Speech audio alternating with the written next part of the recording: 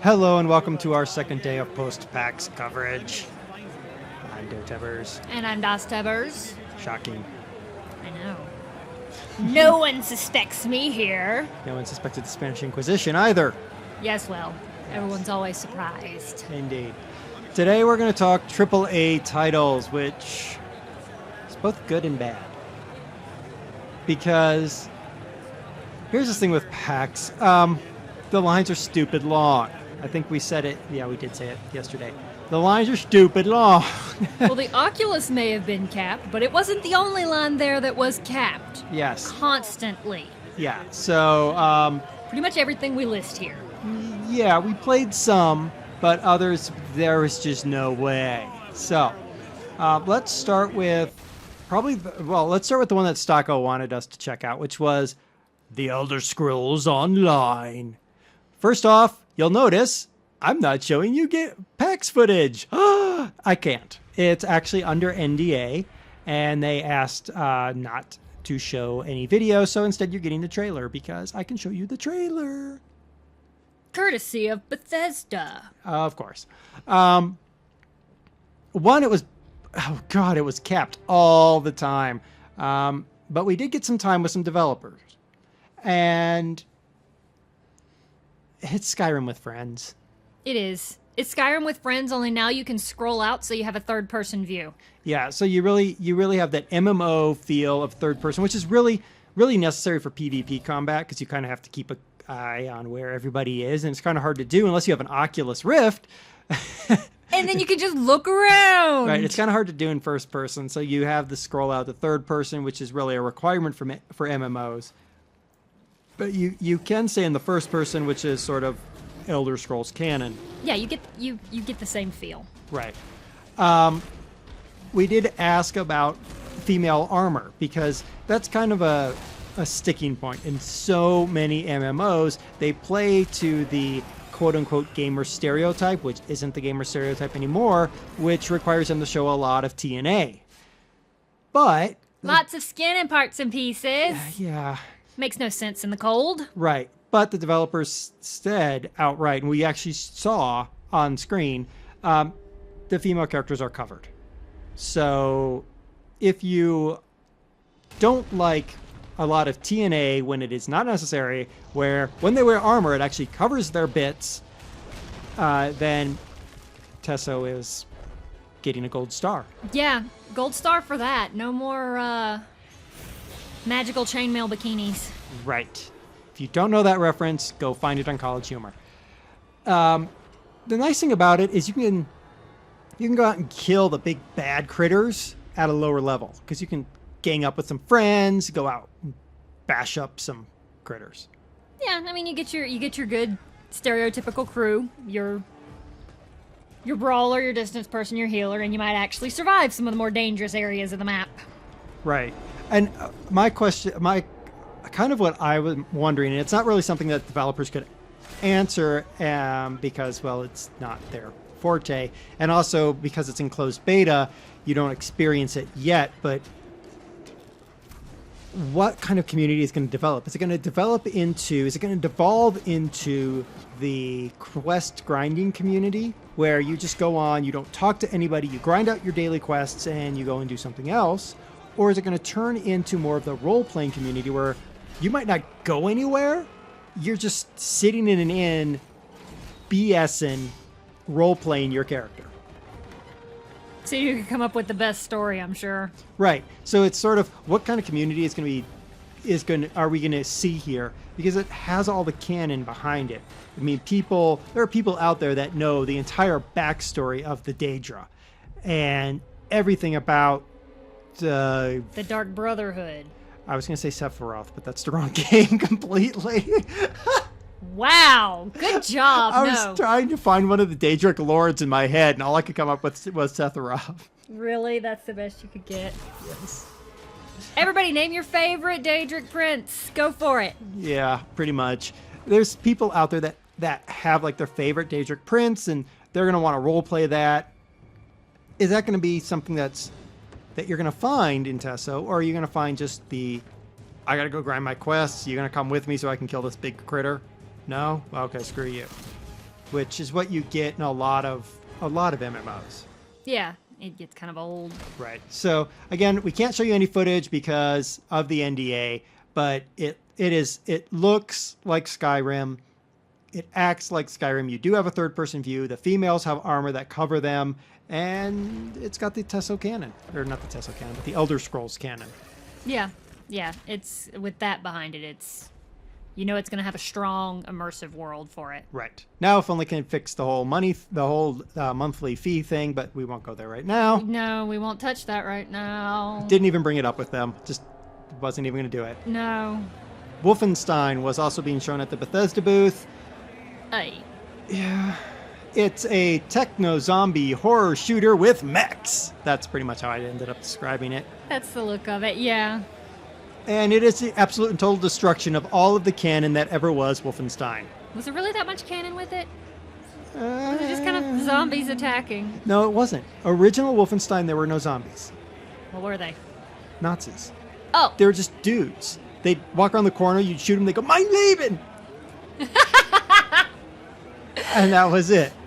Then there was Spears of Destiny, which sort of started to devolve into the undead thing, but not. Oh gosh, I was thinking Doom. Yeah, you were thinking Doom. Whoops, my bad. So Spears of Destiny kind of devolved into some sort of sidetrack thing, and then they reimagined Wolfenstein again, and Wolfenstein something or another happened a few years ago. That was trash, and now they're going to trash it again, so why not? Also, While I was gone, regenerative health. Really? Those chest-high walls really are useful in this game. Yes, they give you back health. I don't want to know how that works. This must be something left over from the whole magical cannon going over. I don't Maybe. know. I mean, the Spear of Destiny was the spear that lands Christ's side or something like that, so maybe whatever. I don't know. We won't speculate. We'll end up in Narnia.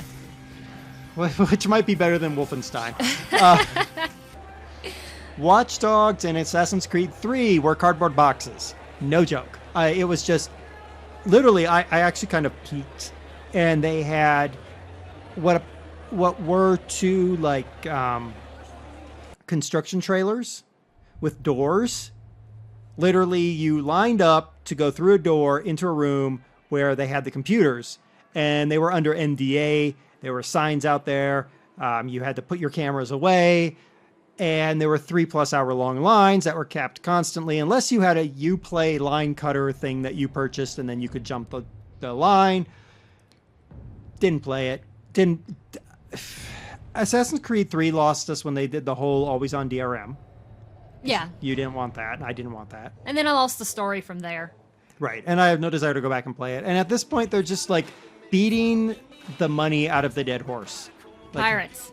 if you beat the dead pirate hard enough, he poops out another golden doubloon, and then where you go.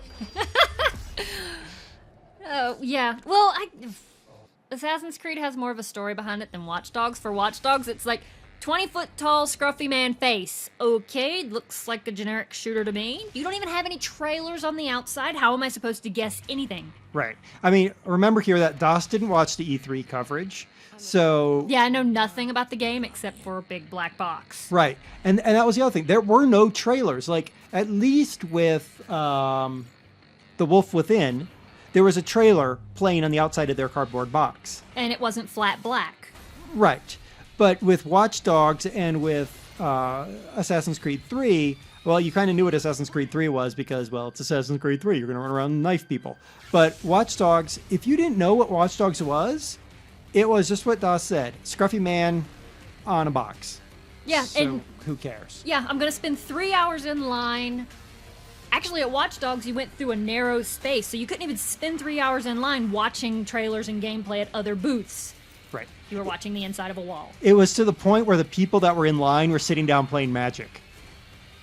I mean, it was... Yeah, seriously. It was bad. So we didn't play either of those two. Wolf Within, which is a Telltale game. Telltale's game. Yeah, that. That's just awkward wording. Yes. It was also a cardboard box. It also had a capped line. However, unlike... Watch Dogs? yes. Bethesda. Ubisoft. Unlike Ubisoft, Oh. I'm just gonna rattle off names. Buzzword. Unlike Ubisoft, where you couldn't find a Ubisoft person, Telltale Games actually had Telltale Games reps standing or sitting inside the cardboard box window thing. And we just went up and started talking to them. And they were able to answer some questions, kind of describe the game. It looks like an awesome concept. It does. The art style seems kind of true to it as well. The art style is the almost comic book style.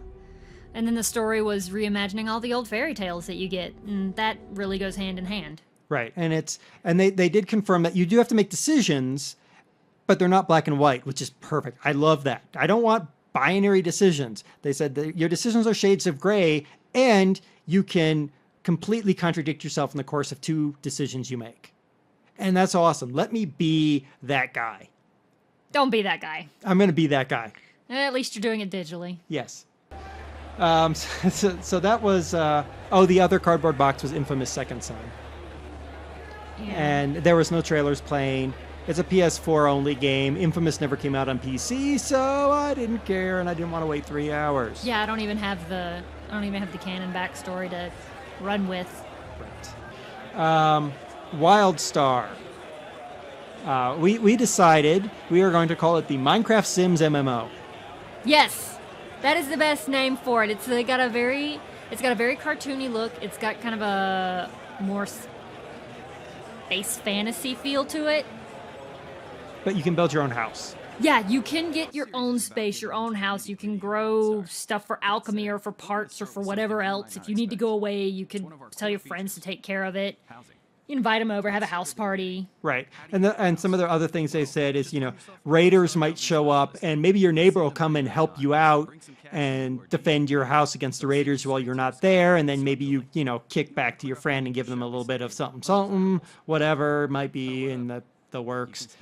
So they said it was very quick, and I think they said level 4 you get property, and level 9 you can start building. So it's relatively quick. It gets you in the game quickly, which is good. They are in beta right now. I think it's a closed beta. It is a closed beta. We didn't win beta. You had to hit the little scrolly thing. Oh, yeah, that's true. Yeah, you don't remember because you were playing when I signed you up for the beta and lost. Oh yeah, I was playing. Wow. They just throw you into that game with a pre-built, no instructions, and an entire hotbar full of things. I'm like, oh, what does this do? Oh, it doesn't attack. Oh, look, I'm dead. I guess it doesn't heal either. Yeah. So, WildStar, it looks like it's interesting. It's definitely something to kind of keep your eye on if you like sort of that crafting Sims house MMO thing. Yeah, they were talking it up like you could get different types of furniture and deck the house out in your own style, which kind of beats meeting by the daily quest giver. Right, yeah. Or meeting by the library or by the temple. That's a nice change. Right. Then there was a Sony booth.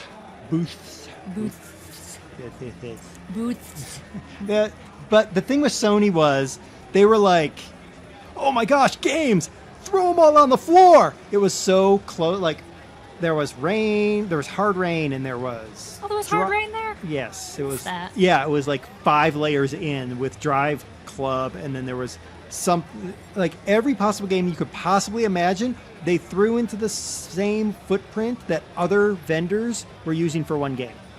Yeah, it was lines of screens back to back, each one with a separate game. It's like... And you had like the space for 2 backpacks between the screens, which meant people were just whacking each other with back. It was like complete chaos, and the line broke down, and no nerds could figure out the rules of the game of how to get in line, so people were just like... People kind of milled around in that 2 backpack space and called it a line. Right, and yeah, it just didn't happen. They had a huge Vita display, though. Yeah, they did have the Vita display, and that was closer to the main traffic, so we did get to play with those. But we'll talk about that in the handheld section, because well, it's a handheld. Tossing the bait and yanking it away. Sorry, guys. Yeah. Microsoft had really 4 big games. They had a few, well, they had 5, but we're going to talk about the other one later. Yeah, they had 4 games that they were showing or that we kind of looked at. First was Rise, Son of Rome. The E3 trailer really damaged that game's cred. Everyone looked at the E3 trailer, which you're watching, and we're like, it's a QTE-a-thon. Who wants a QTE-a-thon? Well, let's look at the PAX footage, and it's not a QTE-a-thon. It's literally you have that amount of time to press the button. It's just like, and if you miss it, you miss it, but it's not fatal. Right, if you miss it, the battle goes on. Right, you don't get the cool kill, but... You still kill the guy. Right, so it's cool. You can do the QTE. It's not really QTE, it's just like a hot button, I guess. Yeah, it kind of reminds me of the whole gun trigger thing in Final Fantasy VIII. I didn't play, but okay. Yeah, well, we play our games. Right. So, yeah, so it's not a QTE-a-thon, which means I might be interested. Maybe. Then there's Titanfall, which... It's a shooter parkour mech warrior thing. I don't remember seeing much of that. Was it in kind of a box, or was it just kind of inside? No, it had a 3 or 4 hour long line that wrapped around it, so it had a box made of people. Got it. It had a people box. All right, people wall. And it was a stupid long line. And also, there were no media scheduled plays. Like, if you were media and you went up and like, hey, when can I schedule a play? They're like, yeah, get in line. I was like, well, okay, I can wait in line for 3 hours or I can go cover a bunch of other games. What am I going to do? I'm going to go cover other games. Speaking of which... Killer Instinct. It's a reimagining of the original. Better graphics, yes, but it's really, at this point, I think it's a sales vehicle for arcade pads. Yeah, it's a fighter with beasts, and what they had set up there was consoles with the arcade pads, and people were hammering away on them. They looked like they had been playing the game since they could reach the panel when they were arcade machines. I wish one of them had done the Were-Penguin, because I would have loved to see the Were-Penguin. Yeah, we need that. If you have video of a Were-Penguin. No, don't. No. Then there was Battlefield 4.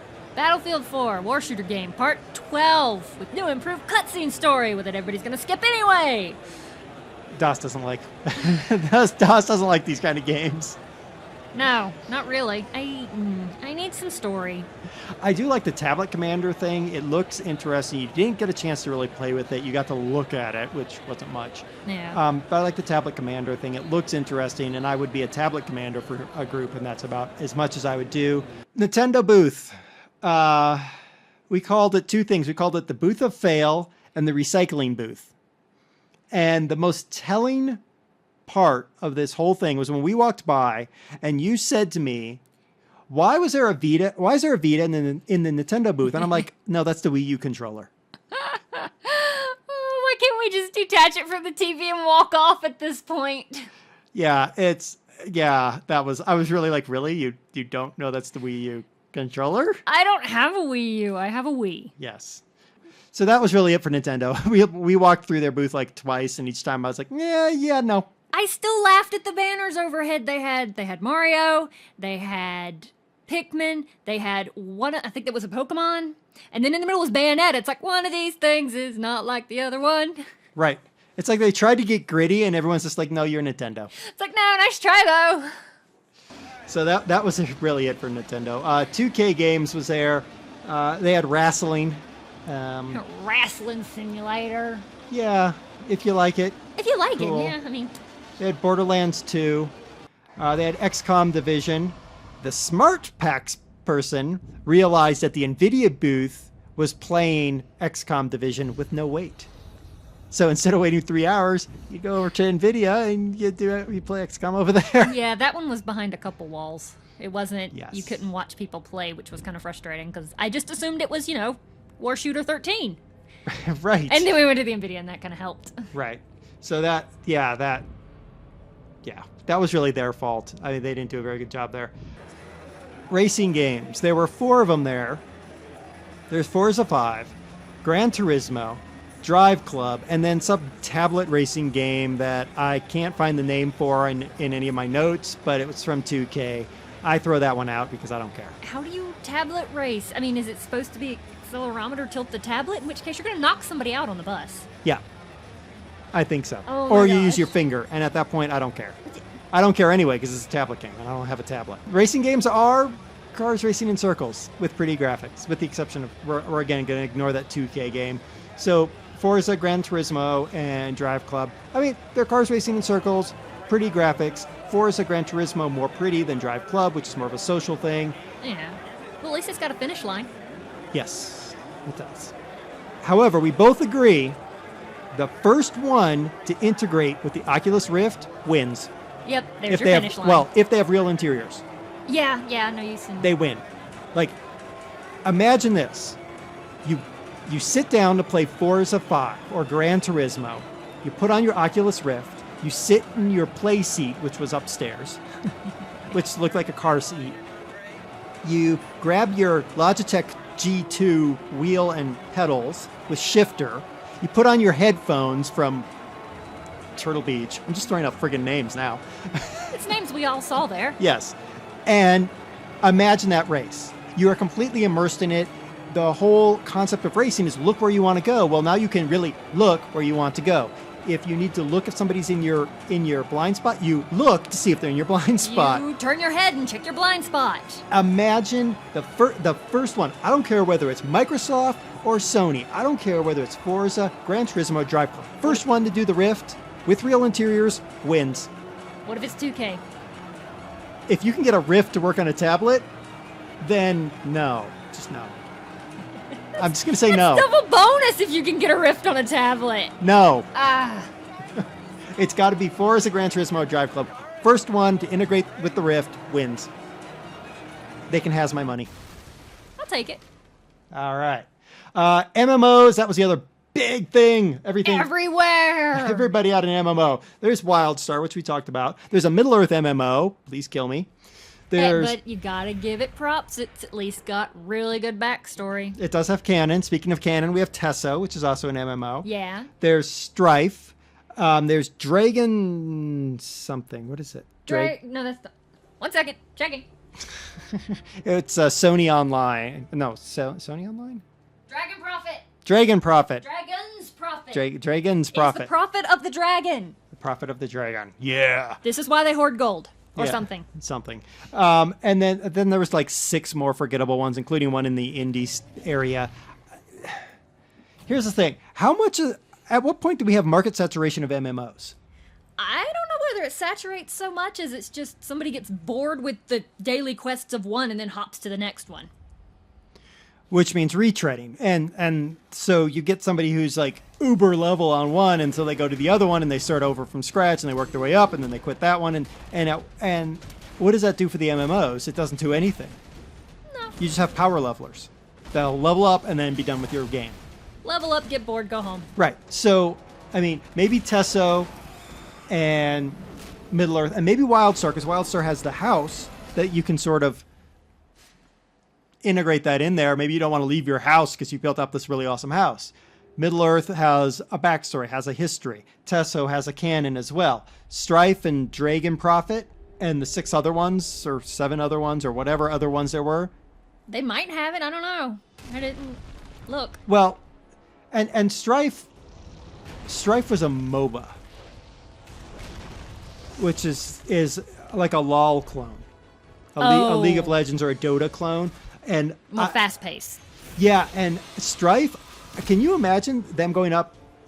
They're basically, their selling proposition is, we have something over Dota, which just sponsored a $2.7 or $1.7 million international tournament. Something tells me they're going to lose. Ow. Props for trying, though. Yeah. Fight the good fight, gents. Maybe they have something, didn't care enough to look. I'm not into Dota or League of Legends. Probably going to look at it at some point. I'm not going to put it on the channel. I'm just going to look at it. Yeah. But still, whatever. Let's talk about handhelds really quick. Really quick? Yes. So, all right, what do we got? We played the Vita. We have a 3DS. We played the Vita. We don't have a 3DS. You're right. We have a DS. We have a DS Lite. How many different versions of DS are there? Well, there's a DS. There's a DS Lite. There's a DSi. There's a DSi Lite. There's the DSQZZ. Quadratic. Yes. Yes. Then there's a 3DS. I think there's a 3DS Lite. Did you mention the 2DS? I didn't want to mention that pile of fetid crap. You said it was a wreck. It's like the size of a tablet, but it's got 2 smaller screens on it. And then the buttons are halfway up. So how are you logically holding this? Why is the screen not the full size? Why are there 2 screens? And more, where they position the buttons. Remember that this is targeted at the younger kids, like under 13. Right. With their little hands. Yeah, that's just asking for them to drop it. Right. And it looks chintzy. Jesse Cox, at the Game Station podcast, he said he actually got to pick one up and play with it because you couldn't pick them up. They were hidden away. They were displayed away. Displayed away. Yes. Kind of like the Logitech mouse that the guy took out for us. Oh, well, like how they had the PS, whatever we're on now, behind glass. Yes, the PS4 they had behind glass as well. Anyway. He got to pick it up and he said it felt really cheap. That's not good for kids. No. I mean, they pride themselves on good build. If this is really cheap and it's dropped and broken. Yeah, well, the reason they did the 2DS was because everybody's worried about what the 3DS is going to do to kids' eyes, but blindness aside of imitation 3D flat surfaces. Right. I mean, just forget Nintendo. Nintendo has screwed the pooch royally this entire generation, so let's just write them off and check them out in the next generation. Right, yeah, they've got their people. So Vita, we got to play the Vita a little bit, and it felt okay. Yeah, I mean, it's a reasonable size, reasonable weight, decent sized screen, a really Yeah. Yes! Very clear screen, unlike my speaking. Right. Integrates with the PS4, so you can do some sort of slinging, but it's all proprietary stuff. Yeah, it's all Sony stuff. But it does have games. It does have games. Terraria is coming out for it. Tearaway is going out for it. Oh, jeez, I played. You played some top-down RPG type thing. Yeah, it looked like that. I played some stupid ninja platform that was crap. You tried. Well, it might help if I knew the rules. Didn't it have Rayman? Yes. It does. Yeah, there we go. It does have some titles. I mean, it's not like it's coming out with nothing. But Sony is focusing all their fire at Nintendo because they really are the 2 big dogs in the handheld market, and then Nvidia has shown up, and Sony is still focusing their fire, I think, at Nintendo. Nvidia has shown up with the Shield, and you played the Shield. It is a $300 Android handheld PC slinger. With cloud backing.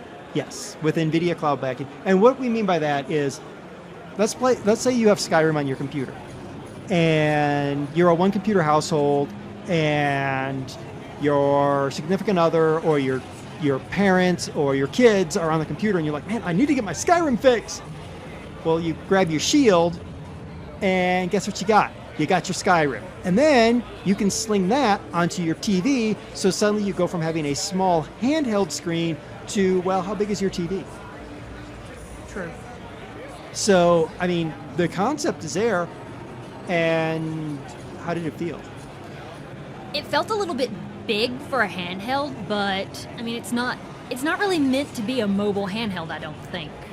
I mean, if it's doing cloud, it's got to be slinging it, but it felt large. It had good hand grips. I mean, it fit my hands, and my hands aren't that big.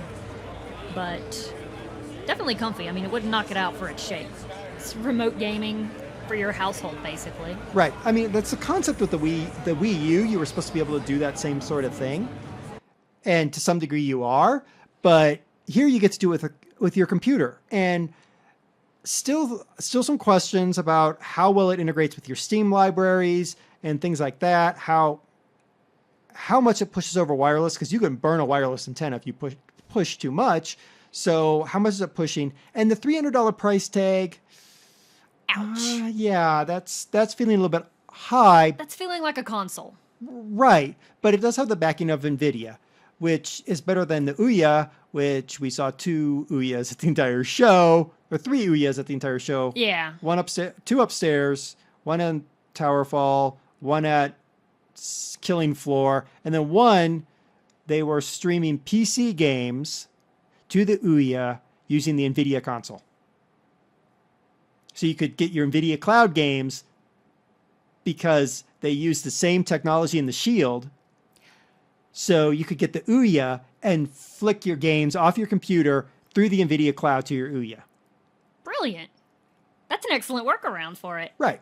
So it's useful, but I don't want an Ouya.